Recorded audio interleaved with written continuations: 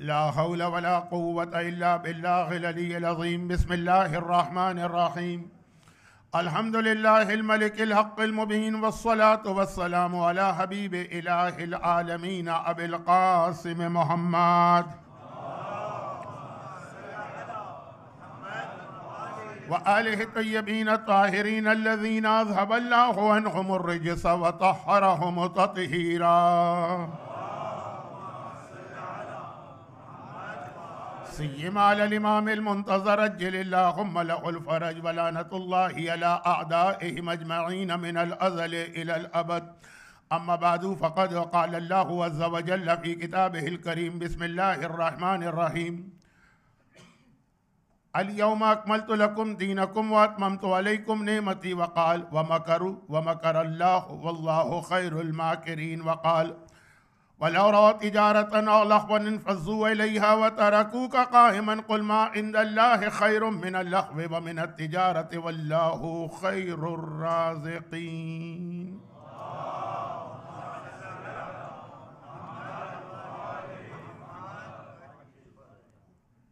एक special request मुझसे ये की गई है कि आज चूँकि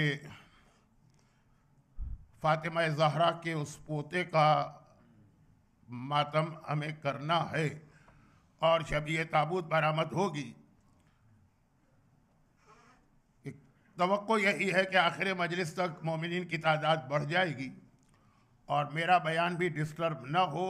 तो शुरू में ही जितना ज़्यादा आप लोग आगे आ सकें, आगे तो खैर हैं, इधर भी बहुत जगह खाली है और उधर भी जहाँ जहाँ गैप हैं। मैं ज़्यादा इस पर बात करता नहीं हूँ इसलिए कि मुझे कुछ नज़र भी नहीं आता है कि कौन है और कौन नहीं है, लेकिन चूँकि आज की रात ये एक्सपेक्टेड है इसलिए ये शुरू में रिक्वेस्ट की गई। और अब जल्दी जल्दी बात, क्योंकि ऑलरेडी मैं 5 मिनट लेट हूँ। मसाइब भी आज ज़्यादा होते हैं तो स्पीच बहुत छोटी हो जाएगी।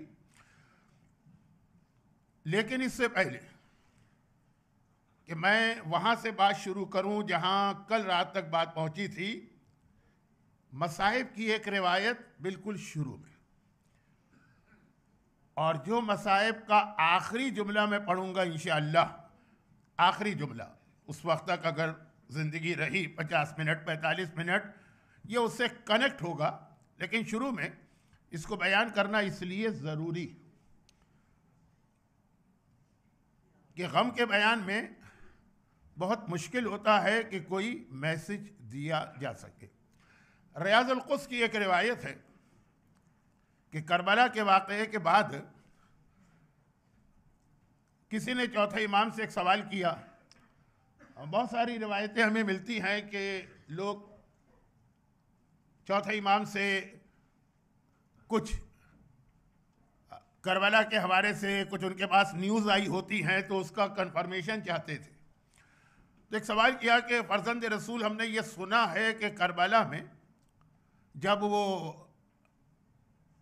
आका की शहादत हो गई तो उसके बाद बीबियाँ फरियाद कर रही थी, बच्चे बहुत परेशान थे, लेकिन एक बीबी ऐसी थी कि जो ज़रा सी रेड कलर की चादर पहने हुए थी और अल्लाह क्या उनमें सब्र और इस्तिकामत था कि बच्चों को भी वही संभाल रही हैं, दूसरी बीबियों को भी वही संभाल रही हैं, यहाँ तक कि जब खेमों में आग लगी तो आपको भी जलते खेमे से उठा के बाहर लाई।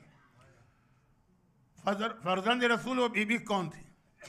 चौथे इमाम ने सर झुका के जवाब दिया, वो मेरी फूफी सानिया ज़हरा ज़ैनब कुबरा थी। तो रावी ने एक सवाल कर लिया कि फर्जंद रसूल, जिसने मुझे रिपोर्ट किया है, मैं तो नहीं था करबला में, तो वो जो उसने कहा कि वो जो एक रेड कलर की चादर थी, तो उस वक्त एक ऐसा टाइम, करबला का मुश्किल तरीन मौका, क्या शहजादी के पास कोई मसलन सफ़ेद रंग की चादर नहीं थी कि ये रेड कलर की चादर पहनी? तो जवाब यही तो था ना, रिवायत मशहूर है। मौला ने रोते हुए कहा कि मेरी फूफी की चादर सफ़ेद थी, लेकिन जब खेमे में मेरे भाई अकबर का लाशा आया और फुफी ज़ैनब हाय अकबर बेटा कह के लाशे पे गिरी तो सीने से निकलने वाले खून ने, अकबर के खून ने ज़ैनब की सफ़ेद चादर को सुर्ख कर दिया। अब ये देखिए, मसाइब की रिवायत मसाइब में पढ़ी जाती, लेकिन चूंकि इसमें एक बहुत अहम मैसेज है और उस वक्त ये मैसेज देना मुमकिन नहीं होता जब मसाइब का बयान हो रहा हो। इसका मतलब ये है कि खेमे के अंदर अब ये खेमे जले नहीं हैं जब अली अकबर की शहादत हुई, ये सारे खेमे हैं। खेमे के अंदर बीबियाँ हैं, खेमे के अंदर शहजादी हैं, खेमे के अंदर अकबर का लाशा आया। नामहरम तो छोड़ें, कोई महरम मर्द भी नहीं है, सिर्फ खवातीन।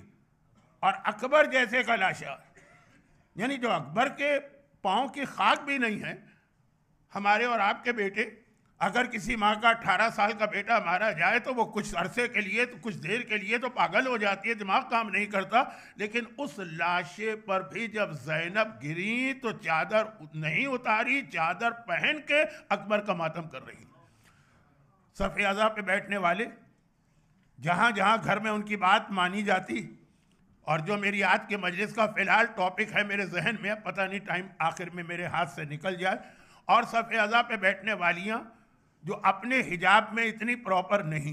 अल्हम्दुलिल्लाह बहुत अच्छी बात है कि अज़ा खाने में, इमामबाड़े में, सेंटर में हिजाब में आती। इतना एहतराम तो वो आका हुसैन का और इस सफ़े अज़ा का कर रही है, लेकिन इसके बाहर अगर हिजाब में इतनी प्रॉपर नहीं है तो आज की रात वो रात है कि इसी सफ़े अज़ा पर बैठकर ज़ैनब को उनके लाल अकबर का पुरसा देते हुए ये वादा भी ज़ैनब से करना कि शहज़ादी, इसके बाद जब तक हमारे लिए मुमकिन होगा हम अपने हिजाब के बारे में कोई कंप्रोमाइज़ नहीं करेंगे। और इतनी सी बात शुरू में मैंने इसलिए कही कि ये हिजाब के मौजू पे बहुत बातें होती हैं और शायद शब आशूर में इस पे मज़ीद बात करूं। अब आइए, जो इस्लाम एक कंप्लीट दिन है, 21st सेंचुरी छोड़ी 31st सेंचुरी के लिए भी, तो अब यही हिजाब का मसला देख लीजिए। हमें हिजाब की कई कैटेगरीज बताई गई। अच्छा, मर्दों का हिजाब भी बहुत अहम चीज़ है, लेकिन चूँकि टाइम इतना नहीं है तो अब और बात लेडीज़ के हिजाब की हुई है, तो हिजाब की कई कैटेगरीज बताई गई और उसके अंदर फिर हमसे 21st सेंचुरी में ये कहा गया है कि अगर तुम्हारी औरत मिनिमम हिजाब भी कर ले तभी खुदा और रसूल को राज़ी करने का और शहजादी कौनैन की दुआ हासिल करने का जरिया बनेगी। वो मैक्सिमम हिजाब नहीं मांगा जा रहा। अच्छा, कोई करे तो बहुत अच्छा। मैक्सिमम हिजाब जो आपको शहजादी के यहाँ नज़र आता, शहजादी के हालात पर नहीं बयान करना है। सब मशहूर रिवायतें जो अहले बैत की एक यानी बहुत ही अहम उनकी सीरत का एक कैरेक्टरिस्टिक कि जब कभी हुक्म खुदा उनके सामने आता है तो वो मैक्सिमम पे जाके अमल करते हैं, लेकिन जब आम आदमियों की बात होती है तो वो मिनिमम रिक्वायर करते हैं। मसलन मौला की बहुत मशहूर हदीस नहीं, वो खुतबा नहजुल बलागा का गालिबन 207 नंबरिंग में गलती हो सकती कि जब एक आदमी ने अपनी लाइफ को बहुत ही सिंपल कर दिया, इतना सिंपल कर दिया कि घर से निकल के दरख्त के नीचे वो रहने लगा और मौला ने कहा कि ऐ शैतान की इताअत करने वाले ये क्या कर रहा। तो उसने कहा मौला मैं आपको कॉपी कर रहा हूँ, आपकी ग़िज़ा, आपका फूड, आपका ड्रेस, आपका मकान। आपने देखा है ना कूफे की मस्जिद के पीछे मौला का मकान कितना ऑथेंटिक है, कितना ऑथेंटिक नहीं है, वो बहस चढ़ने का मौका नहीं है। तो इंतहाई सिंपल आपकी लाइफ है, तो मैं भी आपको कॉपी कर रहा हूँ। इमाम ने कहा मुझे कॉपी नहीं करो, मेरी ड्यूटी अलग है, तुम्हारी ड्यूटी अलग है। फिर तफसीली जवाब इमाम ने दिया, मजलिस में बयान होता है, आज मेरे पास बिल्कुल टाइम नहीं है। इसको इन शॉर्ट एक छोटे से वाक़ये के ज़रिए कंप्लीट कर दूँ। औरत आती और आने के बाद शहजादी कौनैन से एक सवाल करती कि शहजादी ये कितना सोना मेरे पास हो तो, नहीं ये लफ्ज़ मेरा नहीं, कितना सोना हो तो ज़कात वाजिब होती। एक फ़िक़ही मसला है, क्वायरी सोना। अब वो सारी चीज़ें बताने की ज़रूरत तो नहीं है कि ज्वेलरी पे ज़कात नहीं है और गोल्ड के बिस्किट पे ज़कात नहीं है, लेकिन बहरहाल जो है ज़कात जिस सोने पर कितना हो। तो शहजादी ने उस वक्त यही मैसेज देना था, यही उसे सवाल किया कि ये जो तू पूछ रही कि कितना गोल्ड हो तो ज़कात वाजिब है, ये अपने लिए पूछ रही है कि मेरे लिए। चकरा के उसने कहा, हैरान होके कहा, अ बिट सरप्राइज शहजादी, शरीयत तो एक है, वो आपके लिए और हमारे लिए एक है। कहा कि नहीं फ़र्क है। अगर अपने लिए पूछ रही है तो 20 दीनार हो तब ज़कात वाजिब होती, और हमारे लिए यह है कि घर में इतना सोना रहा कैसे कि ज़कात देने का वक्त आ जाए। हम तो जो सुबह आता है शाम तक राह खुदा में दे चुके होते। हमसे नहीं कहा, ये हमसे डिमांड नहीं की जा रही, खुद ही इस वाक़े के अंदर शहजादी ने बताया। और मौला का एक बहुत ही मशहूर लेटर है, नहजुल बलागा का जो मिडिल पार्ट है जिसमें मौला के लेटर्स हैं तकरीबन 74-75। अब वो सारे लेटर्स तो कोई नहीं पढ़ता है, लेकिन उसमें 47 नंबर बहुत ही फेमस। अच्छा, अब ये बात आ गई है तो एक जुमला मैं कह दूं, क्योंकि ये भी मेरी आज की स्पीच के अंदर आगे चल के आने वाला। मौला ने जब बदतरीन दुश्मन अहले बैत मुआविया से और मुआविया के जो डेलीगेशन है उससे मुनाजरे के लिए, डिबेट के लिए, या जो कहिए कि जो भी उस वक्त बातचीत चल रही थी, अब्दुल्ला इब्ने अब्बास को भेजा, कहा तुम मेरी जानिब से जाओगे। एक जुमला कहा नहजुल बलागा में, आज भी जाके चेक कर लीजिए, रेफरेंस को बहुत ही आसान कर देता हूँ, पार्ट 2 अली के लेटर्स, उसके बिल्कुल लास्ट पेज पे जाइए और उसके अंदर ये जुमला है, मौला कहते वला तखासिबहुम बिल कुरान। देखो, उनसे कुरान के जरिए से आर्गुमेंट न करना, हदीस के जरिए से आर्गुमेंट करना। देखिए, आज हमारा वो माहौल बन रहा है कि जो वहाबियत ने नारा लगाया था कुरान, और वहाबियत ने नारा जो लगाया वो नया नहीं है, बिल्कुल शुरू में जब शहजादी का हक छीना गया वहां भी ये कहा गया कुरान नहीं, उससे भी पहले जब पैगंबर इस्लाम को कागज और कलम देने से इनकार किया गया तो यही कहकर कि कुरान हस्बुना किताबुल्लाह। आज आपको अपनी कौम में कितने ऐसे ऑरेटर और स्पीकर नजर आएंगे जो कहेंगे कि हम तो सिर्फ कुरान से बात करते हैं, और पब्लिक बहुत खुश होकर सुनती है कि देखो ये कुरान से बात कर रहा। मौला मना कर रहे हैं कि देखो कुरान से, जाके देख लीजिए नहजुल बलागा। यहाँ तो मैं बाकायदा आप हजरात से ये डिमांड करूंगा कि चेक कीजिए कि मैंने सही आपको रेफरेंस दिया और नहजुल बलागा में ये है कि नहीं। कहा कि नहीं, कुरान नहीं, हदीस। इसलिए कि कुरान वो है कि उसकी आयतें कुछ इस अंदाज की हैं कि हर आदमी उसको ट्विस्ट करके अपने मतलब की बात निकाल लेता।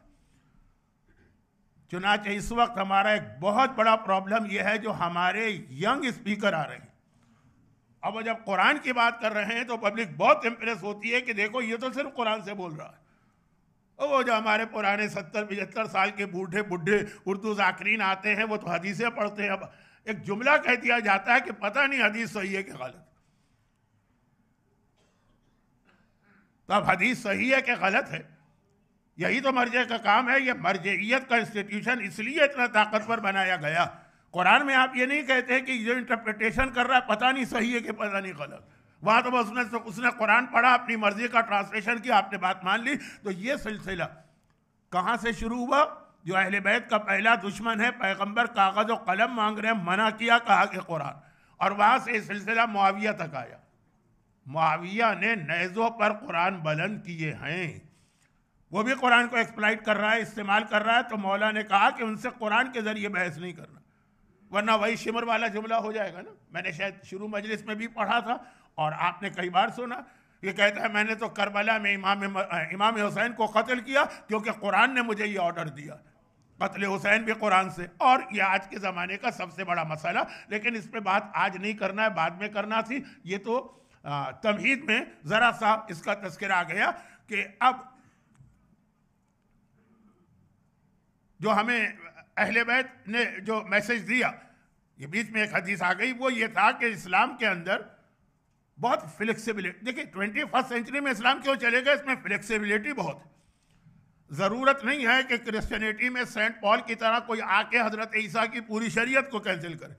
ऑलरेडी इस्लाम ने इतना फ्लेक्सिबल रखा। एक ही जुमला कह रहा हूँ क्योंकि आज की रात गम का बयान ज़्यादा है। एक ही जुमला कह रहा हूँ कि कुरान इस्लाम में जो मुस्तहबात और मकरूहात है ना, उसने दीन को बहुत ही आसान कर दिया। वाजिबात और हराम का सिस्टम बहुत कम है, इसलिए 21st सेंचुरी में अगर आप खाली वाजिबात और हराम को अपने सामने रखेंगे कोई प्रॉब्लम नहीं होगा। और जिसका दिल चाह रहा है इबादत का, तो मुस्तहबात और मकरूहात एक पूरा सिस्टम है। इससे ज्यादा बात नहीं कर रहा। लेकिन अब जो मुझे बात करना है वो ये कि कुरान करीम की जिस आयत की जो सूरह जुमा की आयत है, आप हर जुमे को तिलावत सुनते हैं। अब ये भी एक आज की दुनिया का तरीक़ाकार है कि आदमी को इतना बिजी कर दो कि अब आप जुमे की नमाज पढ़ने आते हैं, सूरह जुमा की तिलावत अक्सर वेस्टर्न कंट्रीज में ख़त्म करना पड़ी, इसलिए कि इतना टाइम नहीं होता। मुख्तसर टाइम में नमाज ख़त्म करना इस्लाम ने पहले दिन से ही इजाज़त दी कि आप कुल हुवल्लाह का सूरा पढ़ के दोनों रकतों के अंदर नमाज जुमा पढ़ सकते हैं, लेकिन हाईली रिकमेंड सूरह जुमा। तो अब उसकी ये आयत, और जो कल की मैंने एक बात कही थी ना कि ये फुटबॉल मैच वगैरह, तो अब देखिए कि क्या ये दोनों चीज़ें मैच नहीं हो। कुरान कह रहा है जब वो लोग तिजारत को देखते हैं और लहवा और खेल तमाशों को, इन फजू इलैहा, तो दौड़ के वहां चले जाते। अच्छा, दौड़ के उधर जाते का मतलब क्या? उनके सामने दो ऑप्शन होते। एक तरफ मस्जिद नबवी में वो रसूल के पीछे नमाज पढ़ रहे हैं, स्टार्ट कर चुके हैं नमाज। अभी ऐसा नहीं है कि घर में बैठे हैं और हमको डिसीजन लेना कि मस्जिद में जाके नमाज पढ़ें या वो जो स्टेडियम है उसमें जाके मैच देखें। लहवा लहवा लहवा का लफ्ज़ कुरान में आया है, जिसमें सारे एंटरटेनमेंट की चीज़ें आ जाती हैं, कुछ हलाल भी हैं कुछ हराम भी हैं। लेकिन जो मैसेज है जो एवरी जुमे को हर मोमिन को मिलना चाहिए, अब आजकल नहीं मिल पा रहा है टाइम की वजह से, वो अलग चीज़ है। लेकिन कुरान कह रहा है कि अब ये ऐसा नहीं है कि अभी अपने घर में बैठे, अभी घर से निकले नहीं, अभी सोचना है कहाँ आ चुके हैं, मस्जिद में नमाज स्टार्ट हो चुकी है और नमाज पढ़ाने वाला भी अल्लाह का रसूल है, लेकिन इधर वहां मैच शुरू हुआ। इन फजू इलैहा, दौड़ के जाते हैं, तरकू का कायमा, और तुझे अकेला छोड़ देते हैं। तू नमाज में खड़ा है, तरकू, तुझे छोड़ के चले जाते। फिर कुरान ने वो बात कही जो कल की मजलिस के शुरू में मैंने 3 हदीसें आपके सामने पढ़ी थी ना। मौला रेशम क्यों हराम है? इमाम का जवाब। ये प्योर गोल्ड हमको इजाज़त क्यों नहीं मिल रही है? इमाम का जवाब। और वो जो एक इबादत करने वाले को जन्नत का मोती मिल गया। अब ये कुरान ने कहा कुल मा इंदल्लाह खैरुम मिनल्लाह व मिनत तिजारत। हबीब कह दो इन लोगों से जो तुम्हें अल्लाह के पास से मिलने वाला है वो इस खेल तमाशे से भी बेहतर है और इस तिजारत से। अच्छा, भी आयतें आप बहुत सुनते, टाइम भी नहीं है और ज़रूरत भी नहीं है कि मैं आपका टाइम वेस्ट करूं। तो अब कुरान ने ये कहा ना कि एक सिस्टम वो कि जहां पर कभी तिजारत के जरिए और कभी खेल तमाशे के जरिए से लोगों को रसूल से हटाया जाएगा। कंप्लीट अगर आप देखेंगे कंप्लीट, तो ये सिस्टम बनाया मुआविया ने। यजीद करबला के वाक़े का यकीनन सबसे बड़ा कैरेक्टर या विलन हमारे सामने है। जितना यजीद को बुरा कहें कम है, और हम आमाल आशूरा वगैरह के अंदर, लेकिन यजीद के बाप का रोल बहुत अहम है। यजीद आलम इस्लाम पर ज़बरदस्ती बाई फोर्स इम्पोज किया गया उसके बाप की वजह से। अब उसके हालात बयान करने का वक्त नहीं, लेकिन मैं मुख्तसर बता रहा हूँ कि ये जो उसकी प्लानिंग और पॉलिटिक्स थी, आज की दुनिया भी उसी को फॉलो कर रही है। उसके अंदर ये 3-4 बातें बहुत अहम थी।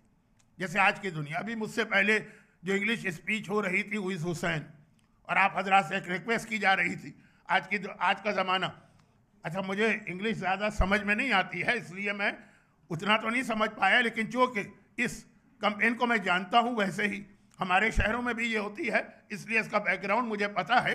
मैं स्पीच समझा हूँ कि न समझा हूँ, लेकिन ये मुझे मालूम कि आज की दुनिया सोशल मीडिया की दुनिया, और वही हमारे बच्चे, और बच्चे तो बच्चे बड़े भी उसी चीज़ पे यकीन रखते हैं, बिलीव करते हैं जो उनको सोशल मीडिया के थ्रू आती। खैर, अब ये भी बहुत कॉमन बात है, इसको पर बात करना बेकार। सोशल मीडिया का प्रॉपर इस्तेमाल या यूजेज मुआविया ने किया था। मुआविया ने एक ऐसा एटमॉस्फेयर बना दिया था और एक पूरे आलम इस्लाम में एक ऐसा माहौल बना दिया था कि साहिबान ईमान के लिए जो रसूलुल्लाह का ज़माना देखे हैं, क्योंकि मुआविया का ज़माना और रसूलुल्लाह का ज़माना उसमें बहुत ज़्यादा फ़र्क नहीं देखे हुए, उनके लिए अपनी फैमिली और अपने बच्चों के ईमान को बचाना मुश्किल हो रहा था। और उसका ख़ास टारगेट था मोमिनीन के बच्चे, ख़ास उसका टारगेट था। जैसा मैंने खुद किसी एक वेस्टर्न कंट्री के एजुकेशन मिनिस्टर का, जो औरत थी, ये बयान सुना था कि जब लोगों ने कहा कि ये इतने लोगों को आप बुला रहे हैं, इमिग्रेशन दे रहे हैं, तो ये तो वही अपना कल्चर, अपना सिस्टम लेके आ रहे हैं और हमारे लिए प्रॉब्लम। उन्होंने कहा हमारा फोकस ये है ही नहीं, इनको करने दो जो कर रहे हैं। कितने साल करेंगे?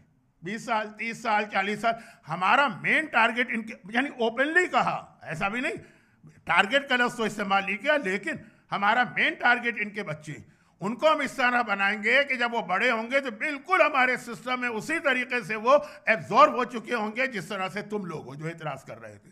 ये मुआविया की पॉलिसी कि मोमिनीन जो रसूलुल्लाह का ज़माना देखें, जो मनकुन तो मौला की हदीस सुने हुए हैं, जो अली का फ़ज़ाइल जानते हैं, उनको छोड़ दो। छोड़ नहीं दो, कत्ल करो, घर जलाओ, सारे टॉर्चर करो, लेकिन उनको चेंज करने की कोशिश नहीं करो। सारा का सारा तुम्हारा जो फोकस है वो इनके बच्चे होने चाहिए। और मैंने कहा ना कि आज अगर आप देखेंगे आंखें खोल के तो यही हो रहा है।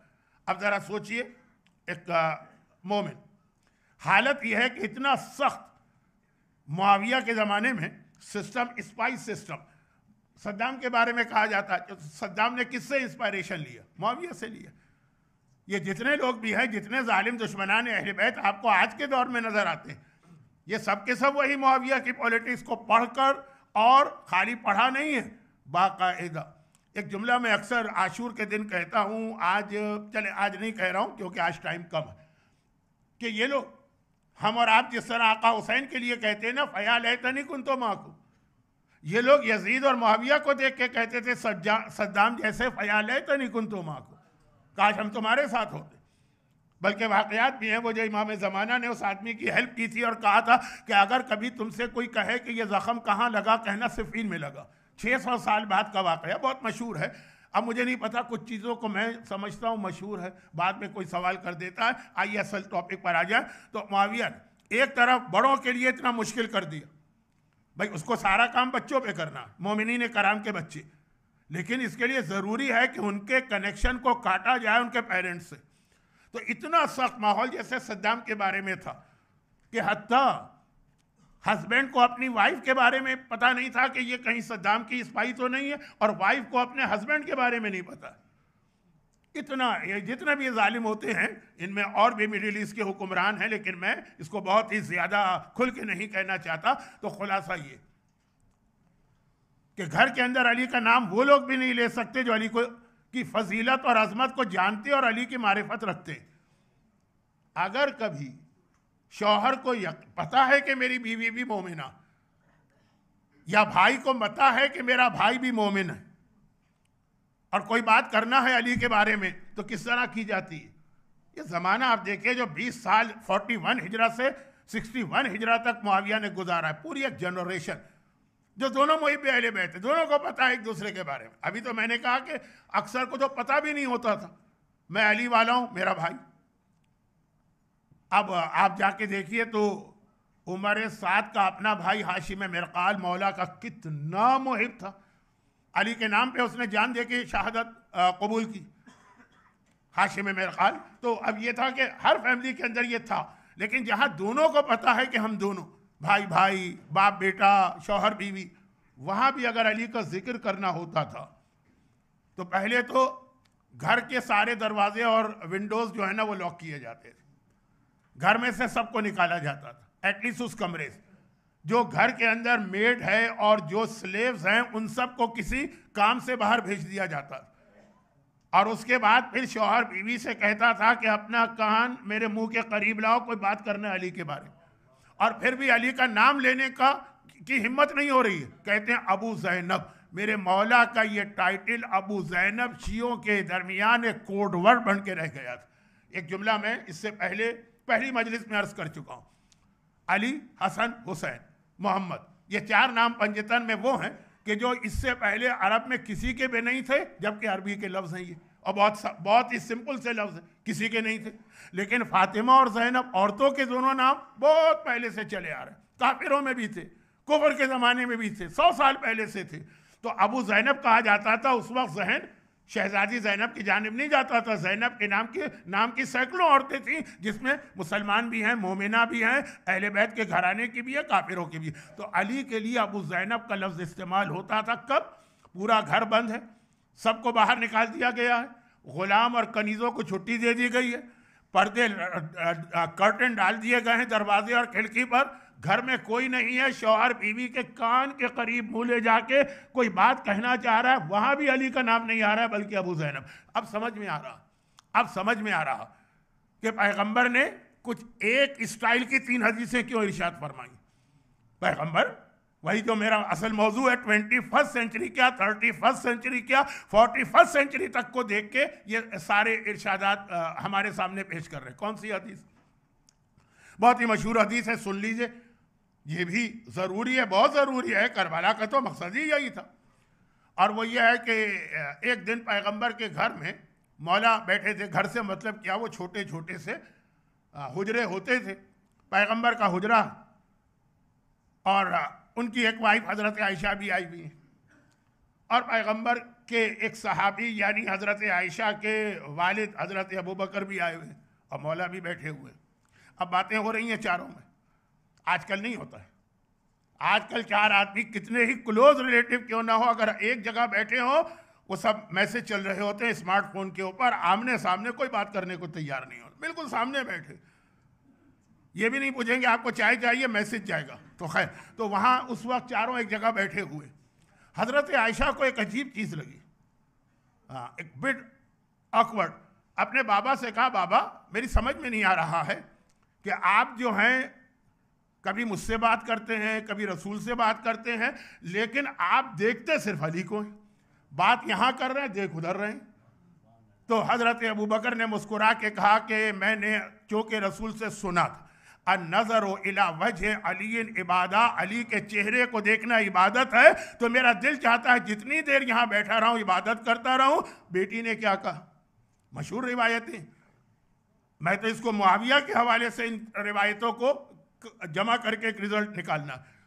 बेटी ने क्या कहा, हज़रत आयशा, उन्होंने कहा, बाबा आपने सिर्फ इतना सुना, मैंने तो रसूल से ये भी सुना है कि रसूल ने फरमाया ज़िक्रो अली इबादा, अली का जिक्र करो ये भी इबादत है। पैगंबर ने बाप बेटी की बातचीत सुनी, पैगंबर ने इंटरफेयर किया और कहा कि तुमने सिर्फ इतना सुना है, मैंने तो यहाँ तक कहा है हुब्बो अली इबादा, दिल में अली की मोहब्बत रख लो तो ये भी एक इबादत है। तो जितनी, क्या मतलब कि जितनी देर आप इस सफ़े हज़ा पे बैठे मजलिस सुन रहे हैं या कोई और काम कर रहे हैं, अगर दिल में मोहब्बत अली है, इबादत का मीटर चल रहा है, वो एक अलग से आपको सवाब मिल रहा है मोहब्बत अली का। लेकिन जब ये तीनों हदीसें हमने पढ़ी और साथ में मुआविया का ज़माना देखा, मुआविया से लेके सद्दाम, लेकिन मैं स्टार्ट वहाँ से कर रहा हूँ, तो ज़माना देखा, अब समझ में आया कि अगर पैगम्बर सिर्फ इतना फरमाते कि अली के चेहरे को देखना इबादत है, तो क्या हम और आप कंप्लेन नहीं करते कि या रसूल अल्लाह, आप तो 21वीं और 31वीं और 41वीं सेंचुरी के भी रसूल हैं, तो इबादत खाली उन लोगों को दे के जा रहे हैं जो 41 हिजरा तक, अली के ज़माने तक थे, 40 हिजरा तक। रसूल आप हमारे भी हैं, आज के ज़माने के, जैसा मैंने कहा मार्स, जुपिटर, सैटर्न, कहाँ कहाँ हम जाएंगे, वहाँ भी रसूल हैं। लेकिन ये बात, बाकी हर इबादत आपने हम सबको दी है, नमाज उनको भी दी, हमको भी दी, रोज़ा उनको भी दिया, हमको भी दिया, हिजाब उनको भी दिया, हमको भी दिया, तिलावत कुरान उनको भी दी, हमको भी दी, हज उनको भी दिया, हमको भी दिया, तमाम इबादतें। ये इतनी बड़ी इबादत अपने ज़माने के लोगों को दे के गए, हमको छोड़ दिया। तो पैगंबर ने कहा, नहीं, मैं आदिल खुदा का आदिल नुमाइंदा हूँ, क़यामत तक का दीन लेके आया हूँ, 21वीं क्या, 31वीं क्या, 41वीं सेंचुरी के मोमिन को भी महरूम नहीं करूँगा। जो अली के ज़माने में मौजूद हैं वो अली के चेहरे को देख के इबादत का सवाब लें, जो अली के बाद आ रहे हैं अगर चेहरा नहीं देख सकते तो अली का जिक्र करके इबादत का सवाब लें। एक बार मुआविया के ज़माने का मोमिन खड़ा होगा और कहेगा, या रसूल अल्लाह, हमारी भी कंप्लेन सुन लीजिए कि चलें, उन लोगों ने अली को देखा, बाद के लोगों ने अली का जिक्र किया, हम क्या करें जो इतने सख्त दुश्मन अली के ज़माने में आए हैं। हमारा कसूर तो नहीं है ना, अल्लाह ने हमसे तो नहीं पूछा तुम्हें कहाँ पैदा होना है, हमने कहा मुआविया के दौर में, हमें तो अल्लाह ने इस दौर में पैदा किया, हम तो अली का जिक्र भी नहीं कर सकते, तो क्या हम इस इबादत से महरूम रहेंगे? पैगंबर ने मुस्कुरा के कहा कि नहीं, तुम भी महरूम नहीं रहोगे। जो अली के ज़माने में है अली का चेहरा देखकर इबादत का सवाब लेंगे, जो अली के बाद हैं अली का जिक्र करके इबादत का सवाब लेंगे, और जो मुआविया और सद्दाम जैसों के ज़माने में है वो दिल में अली की मोहब्बत रखकर वही सवाब हासिल करेंगे।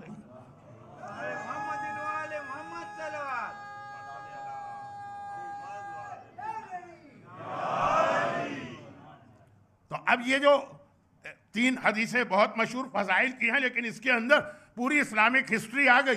पैगंबर के ज़माने से लेके क़यामत तक हालात, माहौल, ज़माना, सर्कमस्टांसेस कैसे ही चेंज क्यों ना हो जाएं, हर चीज़ के लिए इस्लाम ने हमें एक गाइडेंस दे दी है। तो जैसे फ़जाइल के हवाले से, वैसे ही वाजिबात व हराम के हवाले से बाद में तो हम मुआविया का ज़माना वो था कि जहाँ वाक़न न चेहरा अली की ज़ियारत मुमकिन हो रही थी, और क्योंकि मुआविया की प्लानिंग से अली शहीद कर दिए गए, इब्ने मुलजिम के पीछे किसका हाथ था तफसील में नहीं जा रहा हूँ, और ना जिक्र अली मुमकिन था। लेकिन इसके बाद ये तो कर दिया उसने उन लोगों के लिए जो अली का ज़माना देखे हुए। भाई मैंने कहा कि मुआविया का में तो के पीरियड में तो वो लोग भी थे जिन्होंने रसूल खुदा का ज़माना देखा था, लेकिन एटलीस्ट अली का ज़माना देखे हुए तो सब लोग थे।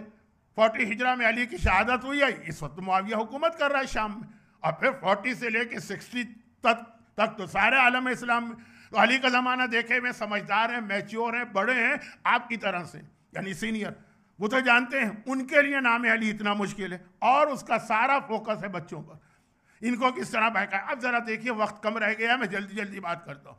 मुआविया के अहकामात आ गए, ऑर्डर्स आ गए, हर नमाज के, हर नहीं ईशा की नमाज के अंदर कुनूत पढ़ा जाएगा, उसमें अली का नाम लेकर अली पर नऊज़ु बिल्लाह लानत की जाएगी, वो लफ्ज़ आएगा। हर जुमे की तकरीर में, हर जुमे के खुतबे में इख्तिताम होगा, जब खुतबा जब ख़त्म हो रहा होता, खुतबा ख़त्म हो रहा होगा तो इख्तिताम होगा अली का नाम लेकर अली और औलाद अली पर। अब ये लफ्ज़ मेरी ज़बान पे नहीं आता है, लेकिन क्या करूं, ये मज़ालिम न बताए जाएं तो हमें जो मैसेज देना है वो कैसे पहुंचे, अली पे लानत की जाएगी। और फिर दो उसने ऐसे काम किए जो बज़ाहिर बेनिफिट के काम है बच्चों के लिए। मेरा अंदाज़ा है कि इंग्लैंड में भी कोई ऐसा सिस्टम होगा कि चाइल्ड बेनिफिट पेरेंट्स को मिलता होगा, या पूरे वेस्ट में जो एजुकेशन सिस्टम है जहाँ पे एजुकेशन फ्री होती है एक सर्टेन स्टेज तक। ये मुआविया ने सिलसिला शुरू किया था। मुआविया ने उसने क्या किया, पहले काम उसने ये किया कि हर घर में जहाँ कोई बच्चा पैदा होता है, थोड़ा बड़ा होता है, टॉय, खिलौना। अच्छा, पुराने ज़माने के अंदर ये टॉय की इतनी बड़ी इंडस्ट्री तो थी नहीं, ये वेम्स तो नहीं थे। उस ज़माने में बच्चों के लिए खेलने के लिए टॉयज़ जो थे वो होते थे जानवर। आज भी पेट बच्चों के लिए तो एक चीज़ होती है, उस ज़माने में तो यही होता था। बकरी का बच्चा हर घर में भिजवाया जाता, गवर्नमेंट की तरफ से गिफ्ट मिलता है। तुम्हारे यहाँ बच्चा पैदा हुआ तो अब ये बच्चा जब थोड़ा बड़ा होगा, इससे छोटे बच्चे हैं ना, वो बिल्ली के बच्चे से इससे अच्छा टाइम वेस्ट हो रहा है, तो एक बकरी का बच्चा भिजवाया जाएगा। जब ये बकरी का बच्चा थोड़ा बड़ा हो जाएगा और ये हमारा बच्चा जो है इंसान का बच्चा हो, बकरी का नहीं, वो हो गया 4-5 साल का या उससे थोड़ा छोटा, बहुत ज़्यादा वो अटैच हो गया, वो रात को सोएगा, पेरेंट्स को हुक्म है कि रात को इस बकरी के बच्चे को ज़बह कर देना, इसकी गर्दन काट देना और इसको इसी तरह रहने देना। बच्चे का नेचर है, जब सुबह उठता है ना तो जो उसकी फेवरेट चीज़ होती है दौड़ के जाता है। अब आजकल के बच्चे मैंने देखा है, कौन से बच्चे 1-1 साल के बच्चे वो स्मार्टफोन की तरफ दौड़ के जाते हैं, गेम शुरू कर देते हैं। इतने से बच्चे, इतने मुन्ने से बच्चे हैं, लेकिन वो सिस्टम लेकिन आया कहाँ से, मुआविया से। वो बच्चा उठा सुबह के वक्त, अभी इस पर नमाज रोज़ा तो कुछ है नहीं ना, दौड़ के गया बकरी के बच्चे से खेलने, देखा वो तो बकरी का बच्चा मरा पड़ा, खाली मरा नहीं है, गर्दन कटी है, खून बह रहा। घबरा के वालिदैन से कहा ये क्या, रोने लगा। बाप को ऑर्डर है, माँ को ऑर्डर है, उससे कह दो कि रात को अली आए थे और तुम्हारे इस खिलौने को तोड़ के गए। अब आप अपने दिमाग से मत सोचिए,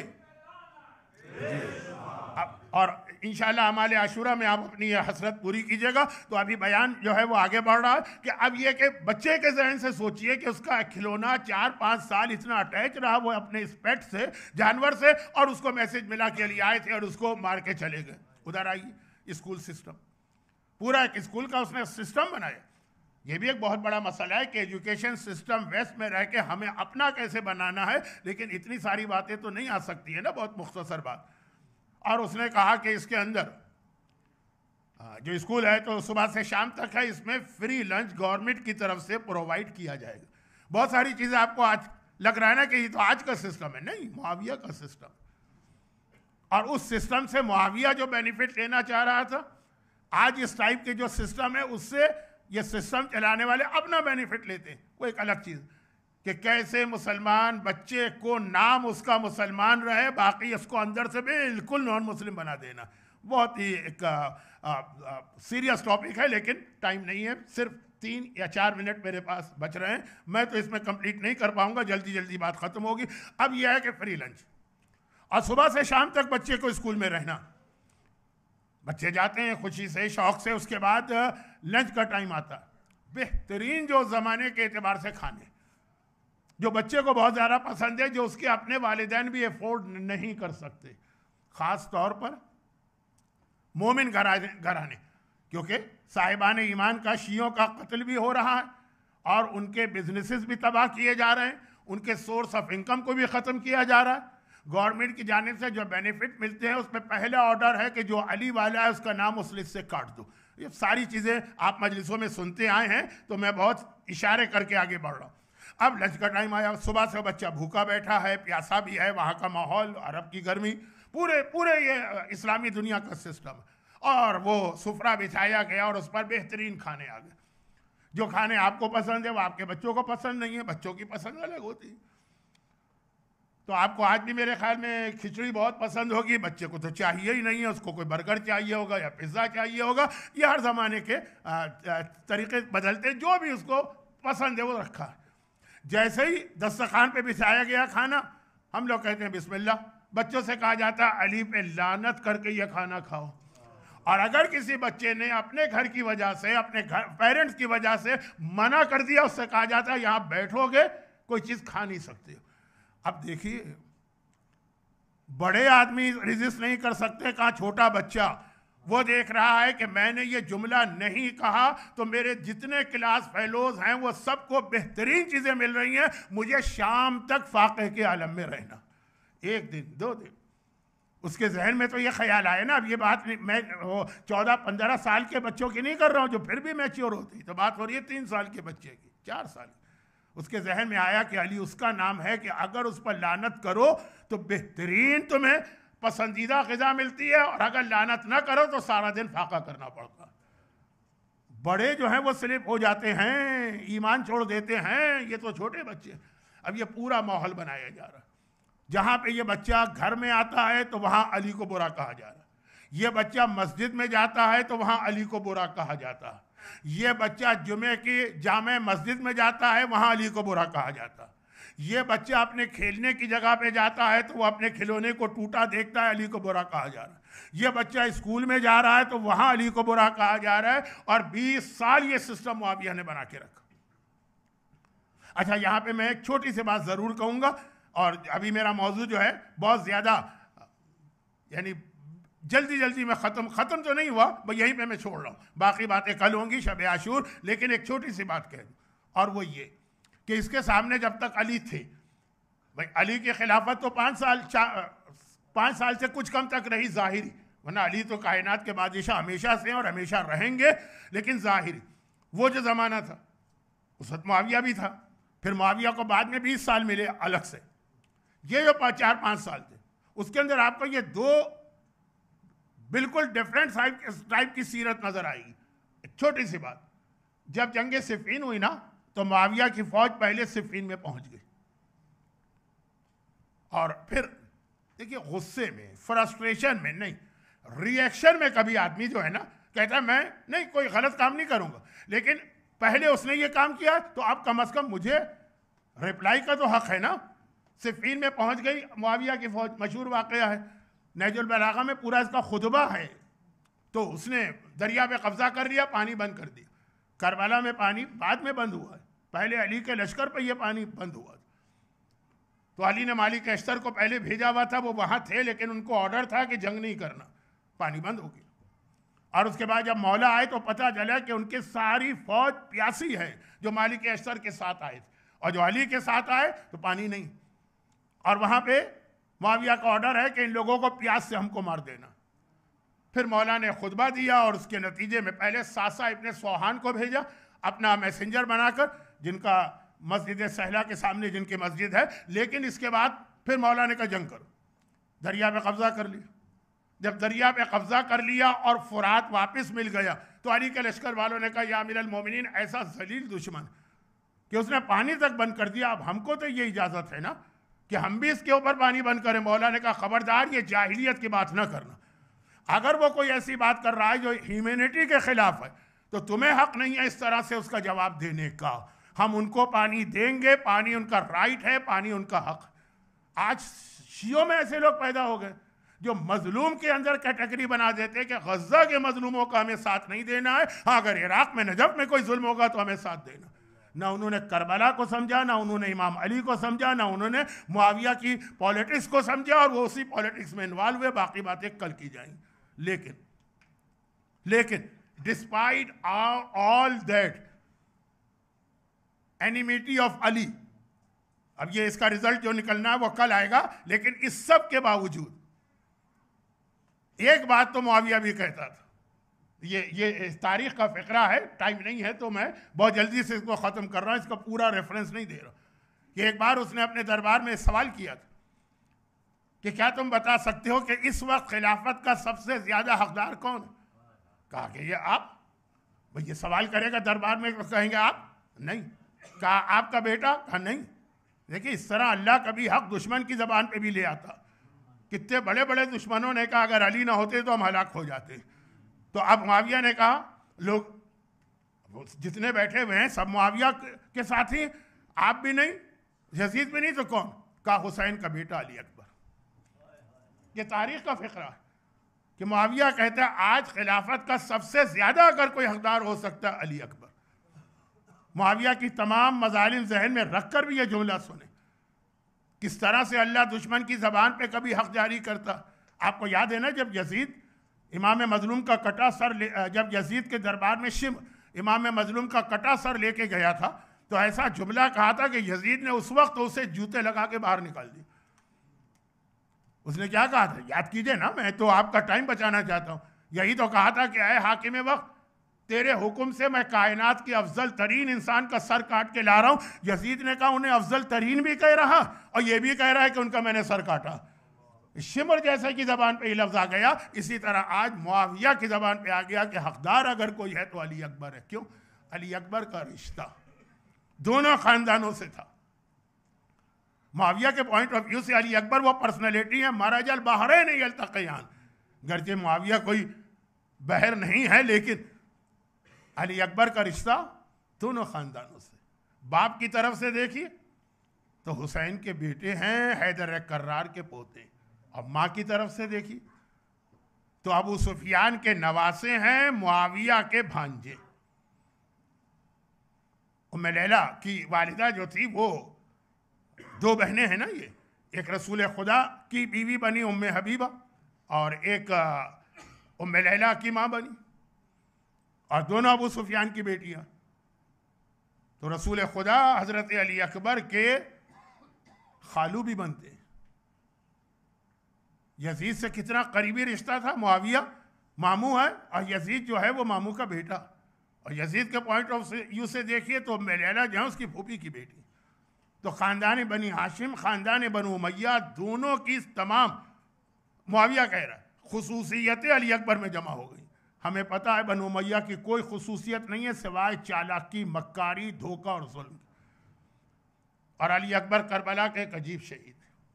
देखिए करबला में 18 जवानाने बनी हाशिम शहीद हुए, मगर आका हुसैन ने जिस तरह से अली अकबर की मैदान में भेजने से लेके शहादत तक जो रिएक्शन दिखाया वो करबला के किसी और शहीद के हवाले से नहीं। ये कंट्रोवर्सी तो है ना करबला में बनी हाशिम में सबसे पहले कौन शहीद हुआ, लेकिन आजकल तो आप लोग खुद बहुत ज़्यादा करबला जाते हैं। तो अली अकबर की जब आप ज़ियारत पढ़ते हैं, अली अकबर की ज़ियारत कहाँ पढ़ते हैं? आका हुसैन के पायती ना। तो क्या कहते हैं? अस्सलामु अलैका या अव्वला क़तीलिन मिन नस्ल खैर सलील, ऐ नस्ल रिसालत के सबसे पहले शहीद, आपको हमारा सलाम।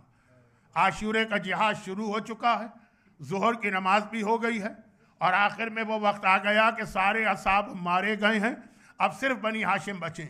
हुसैन ने अकबर को देखा और कहा अकबर बेटा सबसे पहले मख्तल में तू जाएगा। हुसैन पहले अपने लाल का लाशा उठाएगा, बहन के बेटे, भाई के बेटे, इन सब की बारी बाद में आएंगी। और अली अकबर 18 साल का जवान, हमारे यूथ के लिए रोल मॉडल। आजकल की दुनिया के एंटरटेनमेंट में फंस जाने वाले बच्चे जरा देखें, 18 साल का जवान अकबर कहता है अभी तो आगाज है शबाब का, दुनिया के मज़ों का, लेकिन अकबर कहते हैं बाबा मैं तो कब से इंतजार कर रहा था कि आप मुझे मैदान में जाने का हुक्म दे। यह कह के अकबर घोड़े पे सवार हुए मख्तल की जानिब चलना चाहते हैं। हुसैन ने रोक लिया। अकबर बेटा कहाँ जा रहा? कहा बाबा आपने मुझे हुक्म दिया है, मैं तो इंतजार कर रहा था। कहा वो मैंने कहा तू इस तरह नहीं जा सकता है, पहले जाके खानदान की सारी खवातीन को खुदा हाफिज कहे, फिर तुझे मख्तल में जाने की इजाजत। आप सोच नहीं सकते अली अकबर के लिए यजीद की 30,000 की फौज का मुकाबला करना बहुत आसान है। हैदर करार का पोता है ना, फातेह खैबर का पोता है ना, 30,000 के लश्कर का मुकाबला करना आसान। लेकिन माँ से जाके कहना कि अम्मा अब मेरा लाशा देखने को तैयार हो जा, बहनों से जाके कहना कि अब अपने भाई की मैयत को देखने को तैयार हो जा, फूफी से जाके कहना। अकबर का असल इम्तिहान ये था और हुसैन ने पहला इम्तिहान ये लिया। अब अली अकबर खेमे का पर्दा हटा के सहने खेमा में दाखिल होते हैं। वो जो मेन गेट पे पर्दा है वो हटा के सहने खेमा में माँ की तरफ जा रहे हैं, माँ के खेमे में जा रहे हैं, दिल में सोचते जा रहे हैं माँ को कैसे ये पैगाम दूंगा कि अम्मा तेरा 18 साल का जवान मरने जा रहा। मेरे उस्ताद ये जुमले कहते थे जब उम्मे लैला के खेमे में पहुंचे तो एक अजीब मंजर देखा कि मुसल्ला बिछा के उम्मे लैला बैठी। अकबर घबरा गए। मादर गरामी ज़ुहरैन की नमाज तो पढ़ी जा चुकी है, मगरिबैन में बहुत वक्त बाकी, ये कौन सी नमाज के लिए आपने मुसल्ला बिछाया? कि अकबर तुझे पता है जालिम से मेरा रिश्ता है, मैंने अल्लाह से नजर की है और मन्नत मानी है मेरे अकबर का लाशा जल्दी से आए तो मैं 2 रकत नमाज शुक्राना पढ़ूं। यह है करबला की मानी।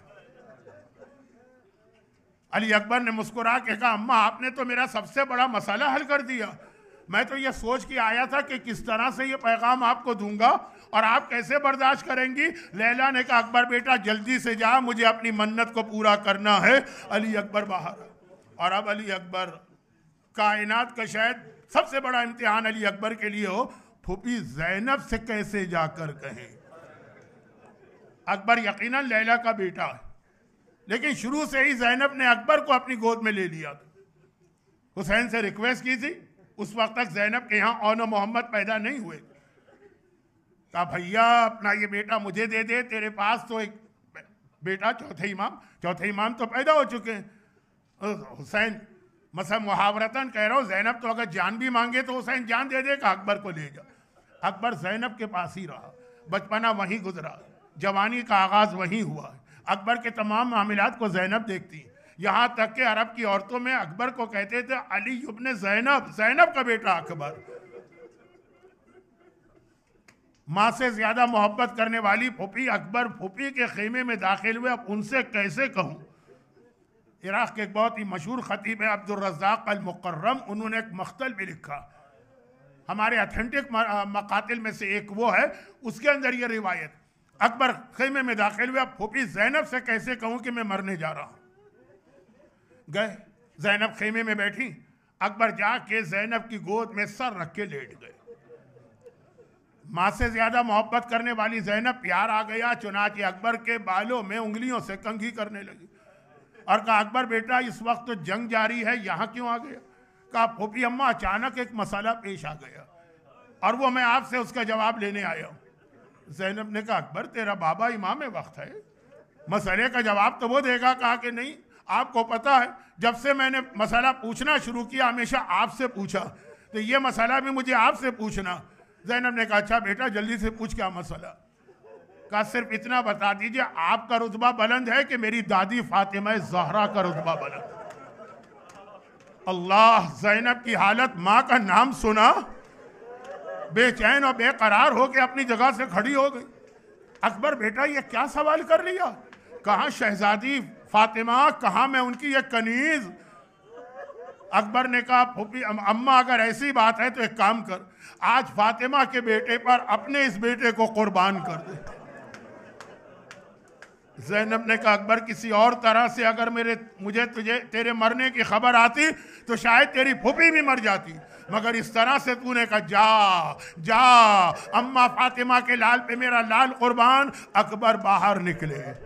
पूरे वाकया करबला में ये ओनली वाकया कि दुश्मन लश्कर यजीद कहता है हमीद इब्न मुस्लिम कि मैं देखता था कि ये वाहिद ओनली मुजाहिद है कि जब ये बाहर आता था खेमे का पर्दा उठता था फिर गिर जाता था, पर्दा उठता था फिर गिर जाता था। होता क्या था, अकबर बाहर आना चाहते हैं, कभी कोई फूफी आके लिपट जाती है, अकबर बेटा एक बार तो अपनी जियारत और करा दे।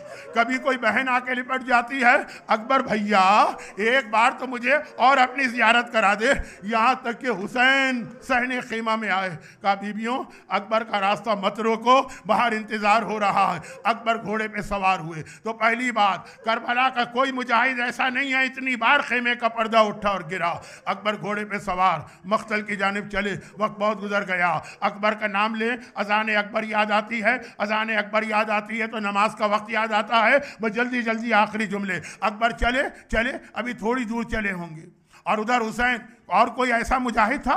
हुसैन एक मर्तबा हाथ उठा के कहते हैं खुदा बंदा मैं इस वक्त उसको मख्तल में भेज रहा हूं जो सूरत में भी मेरे नाना की शबी है, सीरत में भी मेरे नाना की शबी है। और फिर क्या कहा, आए पिसारे साथ तू देख रहा है मेरा बेटा मरने जा रहा है, खुदा तेरी नस्ल को मुनक़ता करे। और किसी मुजाहिद के वक्त इस तरह से आका ने उमर साद को बद्दुआ दी थी। और इधर अकबर ने घोड़ा आगे बढ़ाया, घोड़ा आहिस्ता आहिस्ता स्पीड पकड़ रहा है। अकबर को ऐसा लगा कोई मेरे पीछे आ रहा है। अरे मुड़ के देखा तो क्या देखा, मेरा बूढ़ा बाबा पैदल है, बुढ़ापा है, पैदल है और मेरे घोड़े के पीछे पीछे इस तरह चल रहे कि जैसे जैसे घोड़े की स्पीड बढ़ रही है हुसैन अपनी स्पीड बढ़ा रहे। अकबर ने जल्दी से घोड़ा रोका, एक मर्तबा हाथ जोड़े, कहा बाबा ये आप क्या कर रहे हैं इस तरह मेरी सवारी के पीछे? ये जुमला भी कभी सुना आपने? हुसैन ने कहा अकबर तेरा कोई जवान बेटा नहीं है, इसलिए तुझे नहीं पता तेरे बूढ़े बाप के दिल पे क्या गुजर रही है। अकबर ने हाथ जोड़ के कहा लेकिन बाबा अगर इस तरह आप आए तो मैं तो मख्तल में न जा सकूंगा।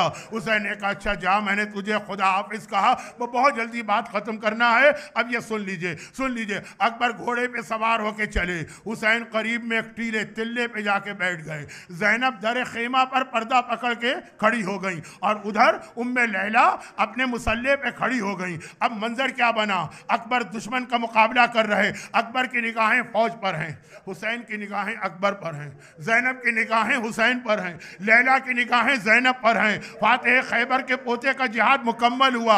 अकबर घोड़े से ज़मीन करबला पे गिरे, हुसैन टीले से गिरे, ज़ैनब दर खेमा गिरी, उम्मे लैला शुक्र के सिजदे में गिरी। शुक्र लिल्लाह, मेरी कमाई काम आ गई, मेरा मौला गिरा, मेरा मौला संभला, मेरा मौला उठा, मेरा मौला चला जहाज मकाम अली अकबर है। मगर क्या कहा, उदऊनी या बुनैया, बेटा मुझे पुकार, इस वक्त तेरे बाबा को कुछ नजर नहीं आ रहा। कुछ देर के लिए हुसैन की बीनाई चली गई और अकबर ने कहा इलैया इलैया, बाबा इधर आइए। हुसैन आवाज सुन के चले, अकबर के करीब पहुंचे। अकबर को बाद में देखा, एक मर्तबा सीने से निकलने वाला खून पहले नजर आ गया। खुदा किसी बूढ़े बाप को जवान बेटे की ये हालत न दिखाए। वह ख़त्म कर दी मैंने मजलिस। एक बार हुसैन ने अकबर की गर्दन के नीचे एक हाथ रखा, एक हाथ अकबर के पैरों के नीचे रखा। अकबर को उठा के ले जाना चाहते हैं ना खेमे तक, लेकिन अल्लाह मेरा ये बूढ़ा इमाम, जवान उठाया न गया, थोड़ा सा उठाया फिर जमीन पे रख दिया। 3 बार हुसैन जैसे ताकतवर शुजा ने कोशिश की। कहा अकबर बेटा तुम भी तो अपने बाप की मदद करो। अकबर ने कहा बाबा मैं क्या मदद करूं? कहा जो तुमने दोनों हाथ सीने पे रखे हैं ना, ये हाथ मेरी गर्दन में डाल दो। अकबर ने एक हाथ सीने से हटाया, हुसैन की गर्दन में डाला। हुसैन ने कहा बेटा ये दूसरा हाथ भी तो हटाओ। कहा बाबा ये कलेजे से हटाना नहीं चाहता, भाई इतना सुनना है। हुसैन 2 कदम पीछे आ गए। अकबर ये तूने क्या कह दिया? क्या तुझे नहीं पता तेरा बाप कितना साबिर है? ये हाथ भी सीने से हटा। बाप का हुक्म आ गया, अकबर ने दूसरा हाथ सीने से हटाया। अरे बर्छी का टूटा हुआ फाल सीना अकबर में पेवस है। हुसैन ने कहा अकबर बस इतनी सी बात, इतनी सी बात। ये कह के मेरा मौला अकबर के सीने के करीब इस तरह बैठ गया जैसे आप नमाज के तशहुद में बैठते हैं, और एक बार बर्छी के फल को पकड़ा। मेरा दिल चाहता है आवाज दूं, या रसूल अल्लाह जरा जल्दी से करबला में आइए, मगर अकेले नहीं आइएगा, खलील खुदा इब्राहिम को लेके आइएगा। ऐ इब्राहिम देख, ये करबला का इस्माइल है, बूढ़े बाप की आंखों में पट्टी नहीं है, हाथों में राशा नहीं है। और इधर हुसैन ने बर्छी के फल पे हाथ रखा। मेरा दिल कहता कि एक बार पलट के नजब को तो देखा होगा और कहा होगा या अली मदद। बाबा आज अपने हुसैन की मदद को आइए, जवान के सीने से बर्छी निकालना। एक बार हुसैन ने बर्छी को निकालना चाहा, बर्छी हिली। बर्छी अकबर के कलेजे में है, कलेजा हिला। कलेजा हिलना है, अकबर का जिस्म हिला। जिस्म का हिलना है, जमीन करबला हिली, खेमे हिले, पर्दे हिले। ज़ैनब की आवाज आई, भैया बहन तेरी मदद को आ रही है। हुसैन ने अकबर का लाशा छोड़ दिया। ज़ैनब खेमे से बाहर ना आना, तेरे पर्दे पे मेरा अकबर कुर्बान। और मौला थोड़ी देर बाद शाम गरीब आई, खेमे जले, ज़ैनब की चादर छिनी। ज़ैनब ने कहा वाह अकबरा। अरे हुसैन अकबर का लाशा ले जा रहे हैं, यहाँ ताबूत आ रहा है, जल्दी से खड़े हो जाइए, शबी अली अकबर की ज़ियारत।